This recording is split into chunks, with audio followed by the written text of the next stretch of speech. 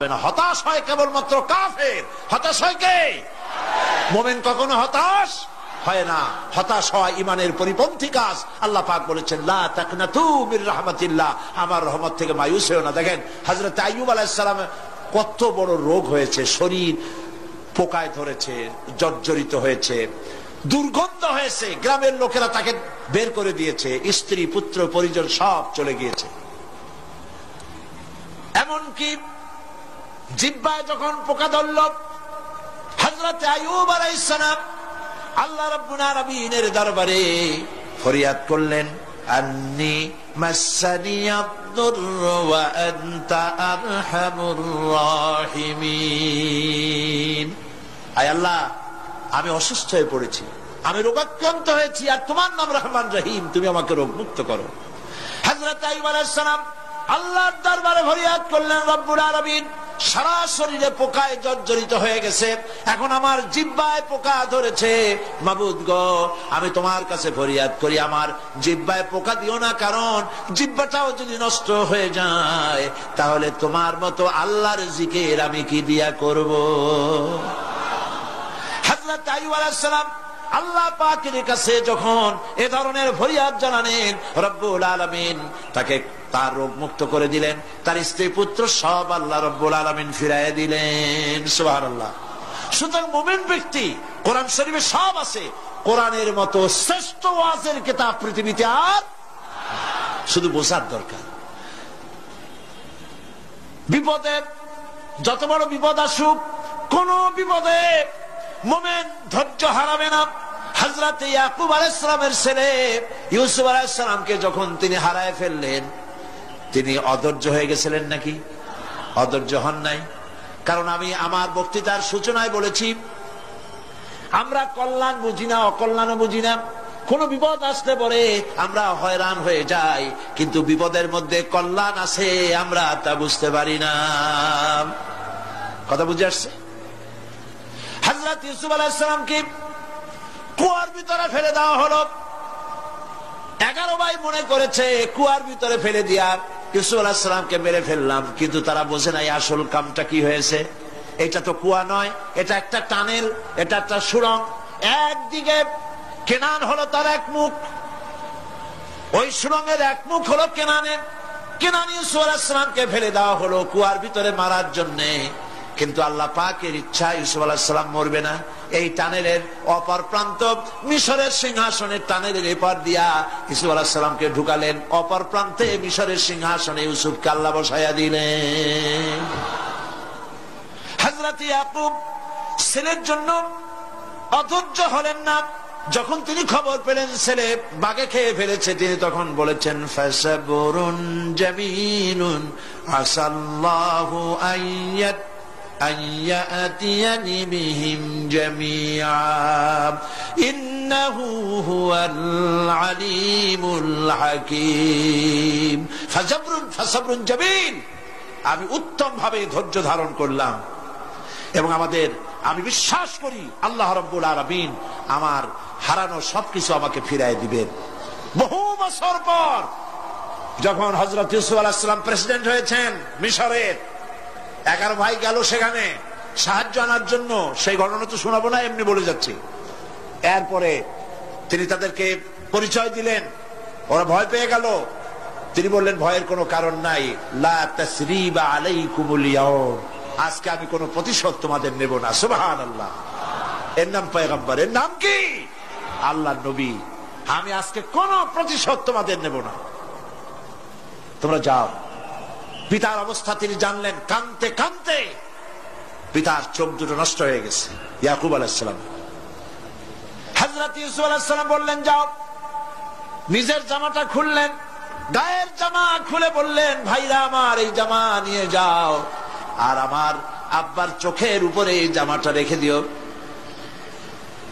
ছেলেরা যখন হযরত ইউসুফ আলাইহিস সালামের জামা নিয়ে মিশর থেকে রওনা করেছে, গল্প নয়, উপন্যাস নয়, আল্লাহ পাক এই কোরআন শরীফে সূরা ইউসুফে বলেছেন, জামা নিয়ে মিশর থেকে রওনা করেছেন। কোথায় মিশর আর কোথায় কেনান? কেনানে বসে হযরত ইয়াকুব আলাইহিস সালাম বলছেন, তোমরা যদি আমাকে মতিভ্রম পাগল যদি মনে না করো তাহলে একটা কথা বলি, আমার নাকে এখন আমি ইউসুফের গন্ধ পেতেছি। তোমরা যদি আমাকে মতিভ্রম না করো তাহলে আমি বলি আমি কিন্তু ইউসুফের গন্ধ পেতেছি। সুবহানাল্লাহ। হযরত ইউসুফ আলাইহিস সালামের জামা এনে ভাইরা যখন হযরত ইউসুফের চোখের উপরে রেখে দিলেন, হযরত ইয়াকুবের দুটো চোখ সাথে সাথে আল্লাহ ভালো করে দিলেন। ফাসবরুন জামিল, ধৈর্য ধরো। ইমানদার ব্যক্তি আশার উপরে তার জীবন বাঁচে, কারণ যত বড় বিপদ আসুক না কেন আশ্রয় পাওয়ার একটা জায়গা আছে, তার নাম হলো আল্লাহ। নাম কি? বলেন আল্লাহ। সবাই বলেন আল্লাহ আল্লাহ আল্লাহ আল্লাহ।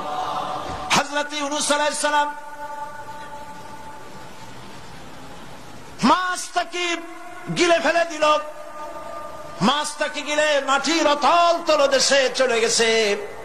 এত বড় বিপদ পৃথিবীর কোন মানুষের হতে পারে নাকি? বলেন, কি বলেন? মাছের পেটের ভিতরে জানালা নাই, দরজা নাই, বেরোবার কোন পথ নাই, মাছ গেছে পানির অতল তলদেশ। আল্লাহ পাক কোরআন শরীফের ভিতরে মানুষকে শোনান, আল্লাহ ওয়াজ করছেন। সুবহানাল্লাহ বলেন। আল্লাহ পৃথিবীর মানুষকে ওয়াজ করছেন, দুনিয়ার মানুষকে শোনান। আমার ইউনূস তো ধৈর্য হারা হয় নাই। ওয়াযান্নুন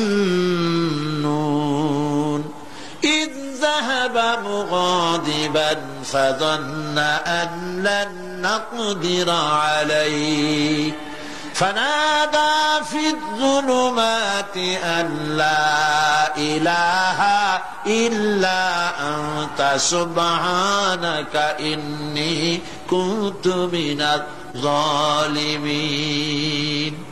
ফানাদা ফিয যুলুমাত, জমায়ে কাসীর, ত্রিবিধ অন্ধকারের ভেতর থেকে হযরত ইউনূস আলাইহিস সালাম চিৎকার মারলেন। মাছের পেটের অন্ধকার, পানির অন্ধকার, রাতের অন্ধকার, ত্রিবিধ অন্ধকারের ভেতর দিয়ে মাছের পেটের মধ্য দিয়ে ইউনূস আলাইহিস সালাম চিৎকার মারলেন। অধৈর্য হন নাই, হার্ট ফেল করেন নাই। তিনি বলছেন, পড়েন আমার সাথে, লা ইলাহা ইল্লা আনতা সুবহানাকা ইন্নী কুনতু মিনাজ জালিমিন। তুমি ছাড়া কোনো ইলাহ নাই, কোন পোষ্য নাই, মাবুদ নাই।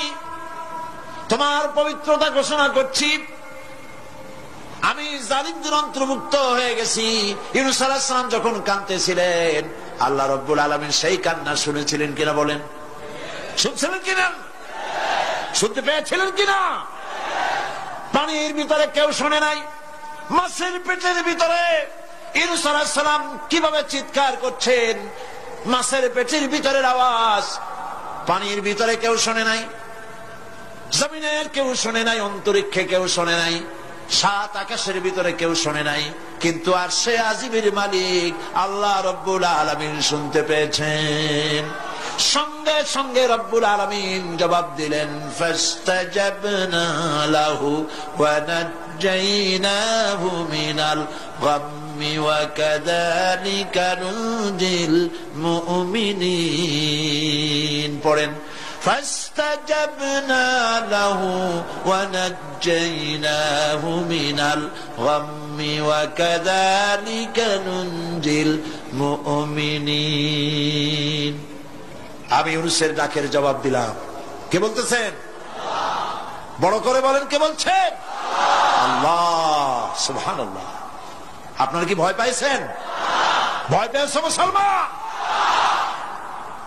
আল্লাহ রাব্বুল আলামিন বলেন, আমি আমার ইউনূসের ডাকের জবাব দিলাম। শুধু জবাব দেই নাই, আমি ইউনূসকে তার মাছের পেটের ভিতর থেকে বাঁচাই দিলাম। মাছের পেটের মধ্যে বেদনা শুরু হয়ে গেল, এমন বেদনা হয়েছে মাছ এখন বমি না করে পারে না। কথা বুঝতে পারছি? মাছ এখন বমি না করে পারে না। পানির উপরে মাছ ভেসে উঠল। আল্লাহ কোরআন শরীফের ভিতরে বলছেন, মাছ সাতরায়া কিনারায় চলে গেল, ইউনূস আলাইহিস সালামকে বমি করে ফেলে দিল। ইউনূস আলাইহিস সালাম বেঁচে গেলেন। আল্লাহ পাক বলেন শুধু ইউনূসকে বাঁচাইলাম না, বরং আমি সকলের জন্য আশার বাণী শোনাই, শোনো মুমিনেরা। ওয়া কাযালিকা নুজিল মুমিনিন, মুমিন বান্দা যারা যত বড় বিপদ আসুক আমারে ডাকো, আমি বিপদ দিয়ে বাঁচাই দেব।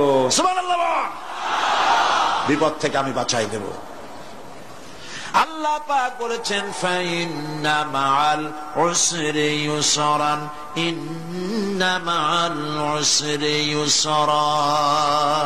জেনে রাখো, দুঃখ এবং কষ্টের পরে রয়েছে সুযোগ সুবিধা, আর অসচ্ছলতার সাথে রয়েছে উদার সচ্ছলতা। যত বড় বিপদ আসছে এই বিপদের পরেই আল্লাহ পাক তার গোলামদের উপরে রহমত নাজিল করবেন ইনশাআল্লাহ।